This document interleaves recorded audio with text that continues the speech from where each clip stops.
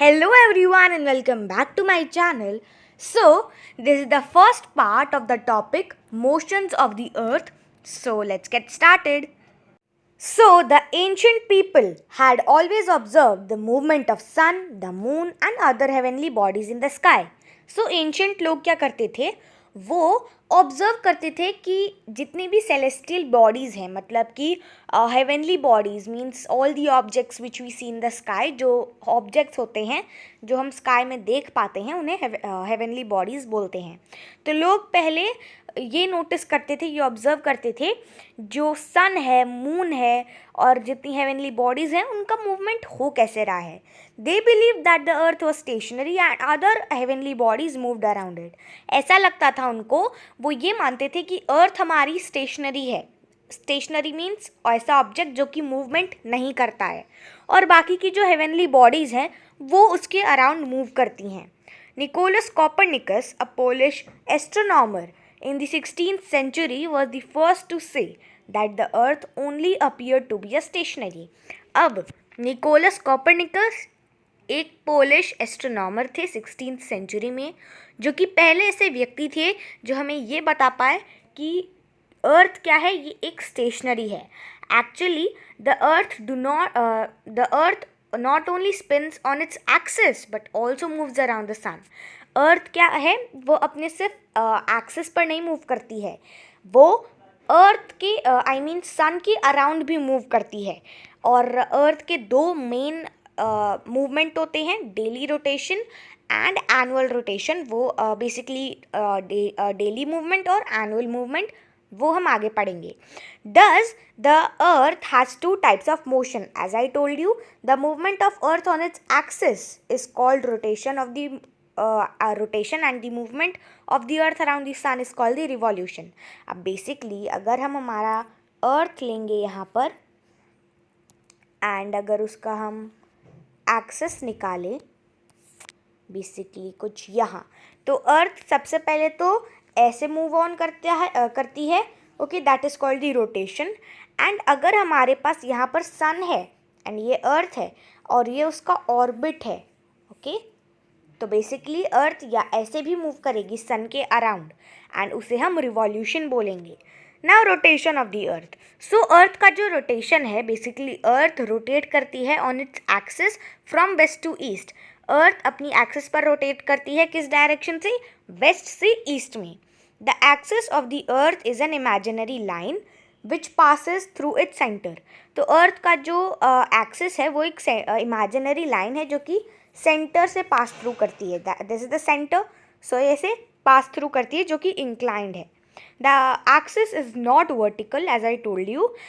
It is inclined at an angle of 66.5 degree. अब इसके previous chapter means in the chapter latitudes and longitude, उसमें भी discussed कि अर्थ का जो एक्सिस है वो इंक्लाइंड है at an angle of 66.5 degree with the plane of the earth's orbit. This is known as the inclination of the earth's axis, और इसे हम बोलते हैं अर्थ के एक्सिस का इंक्लिनेशन. हम देख सकते हैं फिगर 3.3, जिससे हमें पता चलेगा अर्थ का इंक्लिनेशन के बारे में, तो वो हम आगे देखेंगे. The inclination is always in the same direction, that is towards the pole star. अब जो इंक्लिनेशन है वो अर्थ के एक्सिस का, वो हमेशा एक ही डायरेक्शन में होता है जो कि पोल स्टार की तरफ पॉइंट आउट करता है. अब हाँ, आप खुद का कॉमन सेंस लगाओ कि जो एक्सिस है हमारा, फॉर एग्जांपल अगर अर्थ ने रोटेशन लिया तो एक्सिस हमारा यहाँ के बजाय यहाँ नहीं आ जाएगा या फिर कभी वर्टिकल नहीं होगा. एक्सिस हमारा हमेशा इंक्लाइंड रहता है, right, and at an angle of what 66.5 degree. Centre से जाता है वो एंड वो हमेशा इंक्लाइंड रहता है, राइट. All right. सो और इसी इंक्लिनेशन को बेसिकली हमेशा सेम डायरेक्शन में रहता है जो कि नॉर्थ पोल, मतलब कि यहाँ और नीचे साउथ पोल. और नॉर्थ पोल हमेशा पोल स्टार को बेसिकली हम बोल सकते हैं कि पोल स्टार की तरफ पॉइंट आउट करता है. सो यहाँ पर पोल स्टार की तरफ हमेशा जो हमारा एक्सिस होता है वो उसके टूवर्ड्स इंक्लाइंड रहता है. Every morning we notice that the sun rises in the east, travels across the sky during the day and finally sets in the west in the evening. अब हर सुबह हम ये नोटिस करते हैं कि जो सन है वो राइज करता है ईस्ट से, यानी उदय होता है ईस्ट से और ट्रैवल करता है पूरे दिन भर में। जैसे कि पहले sun, let's suppose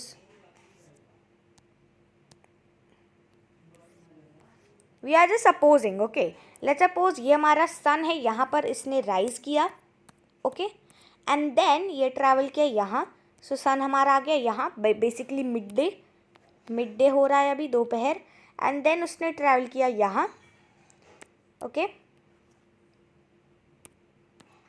and then वो फाइनली जाकर सेट हो गया। सो हम ये नोटिस करते हैं कि बेसिकली सन क्या होता है, राइज करता है ईस्ट से सुबह में, फिर वो अक्रॉस ट्रैवल करता है पूरे दिन भर में, एंड देन वो फाइनली जाकर सेट हो जाता है वेस्ट में, ओके, और ये इवनिंग के समय होता है। This is due to the rotation of the earth. इसका मेन कॉज है अर्थ का रोटेशन। अर्थ रोटेट करती है अपने एक्सिस पर। Let's just suppose with the एक डायग्राम की ही हेल्प ले लेते हैं हम लोग। जैसे कि हमारा अर्थ है यहाँ पर एंड हमारा सन है यहाँ, तो अब जैसे जैसे अर्थ क्या होगा यहाँ पे रोटेट करेगा। अभी सबसे पहले यहाँ पर डे है एंड जब अर्थ रोटेट करके ये वाला पार्ट उसका इस साइड पर जाएगा एंड ये वाला पार्ट इस साइड पर आएगा, तो यहाँ पर क्या एक्सपीरियंस होगा, डे एक्सपीरियंस होगा एंड वहाँ पर नाइट एक्सपीरियंस होगा। Are you getting my point? तो ये रिवर्स में चलता है। अब जैसे जैसे अर्थ रोटेट करके वापस जाएगी तो यह वाला पार्ट यहाँ आ जाएगा एंड यहाँ वाला पार्ट यहाँ चला जाएगा। सो इस तरह से डेज और नाइट का चेंज आता है एंड मेन इसका कॉज है रोटेशन का। Suppose we are travelling in a train, ठीक है। अब हम एक एग्जाम्पल लेते हैं या फिर जैसे सपोज करते हैं, लेट्स जस्ट इमेजिन कि हम एक ट्रेन से ट्रैवल कर रहे हैं। We see through the window that the trees and telephone poles are on the way side seem to move past in the opposite direction। अब हम जब विंडो से बाहर देखते हैं तो हमेशा हमें ऐसा दिखता है कि जो ट्रीज़ हैं, ओके, विंडो से बाहर देखने पर हमें लगता है कि जो ट्रीज़ हैं, टेलीफोन के पोल्स हैं, चाहे कितने भी पोल्स आते हैं, कितने भी पेड़ पौधे कुछ भी आते हैं, वो हमें क्यों दिखते हैं कि वो मूव कर रहे होते हैं और उस ऑपोजिट डायरेक्शन में। फॉर एग्जांपल अगर हम ऐसे जा रहे हैं ट्रेन से तो हमें वो यहाँ की तरफ जाते हुए दिखेंगे, ऐसा दिखता है ना, राइट। सो इसका भी कॉज है हमारे ट्रेन का मूवमेंट। ट्रेन आगे जा रही है तो हमें जो ऑब्जेक्ट्स है वो पीछे जाते हुए मूवमेंट में दिख रहे हैं और हमें ऐसा लग रहा है कि हम ट्रेन में हैं and train is stationary, but other objects outside such as tree, telephone poles and other plants or whatever, they are moving and they are basically moving and they are not stationary। but actual में हमारी train stationery नहीं है, हमारी train move करती है और वो actual में स्टेशनरी है। we know it is the that the train is moving and not the objects outside as I told you। in the same way it is the earth that is moving and not the sun। और इसी के help से हम ये समझ सकते हैं कि उसी तरीके से, हाँ, जैसा हमारा ट्रेन है वैसे ही हमारी अर्थ है जो कि मूव करती है एंड जैसे हमारी ट्रीज़ हैं वैसे ही हमारा सन है जो कि मूव नहीं करता है लेकिन हमें दिखता है।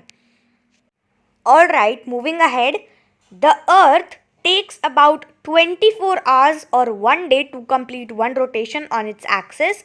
Thus the rotation is also called the daily motion of the earth। अब अर्थ जो है वो 24 घंटे लगाती है अपना एक रोटेशन कंप्लीट करने के लिए अपनी एक्सिस पर, जो कि बेसिकली वो एक दिन में काउंट होता है, एक उसे हम डे कंसिडर करते हैं और इसीलिए उसे हमारे अर्थ का हम डेली मोशन बोलते हैं क्योंकि वो हर दिन उसे कंप्लीट करती है।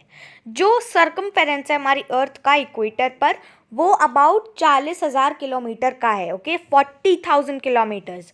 The earth covers this distance in about 24 hours और अर्थ हमारी क्या है, वो इस पर्टिकुलर डिस्टेंस को 24 hours में कवर करती है। And with this we have reach to the end of the topic. So basically हमने फर्स्ट पार्ट इस टॉपिक का कंप्लीट कर लिया है। अब in the next part we will start with the effects of earth rotation. हमने ये समझ लिया कि अर्थ के रोटेशन को बेसिकली हम क्या बोलते हैं, इसे डेली मोशन बोलते हैं, कितने समय में ये कंप्लीट होता है, इसका क्या मूवमेंट होता है, बेसिकली अर्थ की एक्सिस पर ये मूवमेंट होता है एंड काफ़ी कुछ हमने जाना इस वीडियो में, फिगर्स के थ्रू भी समझा कि डेज एंड नाइट्स का फॉर्मेशन कैसे होता है। Now from the next part हम जानेंगे कि अर्थ का जो रोटेशन है अब उसके इफ़ेक्ट्स क्या हैं। पहला इफ़ेक्ट तो हमें समझ आ गया कि उससे बेसिकली दिन और रात का चेंज आता है, बट इसके सिवाय there are many more effects. तो वो सारी इफ़ेक्ट्स जानने के लिए stay tuned for the next part.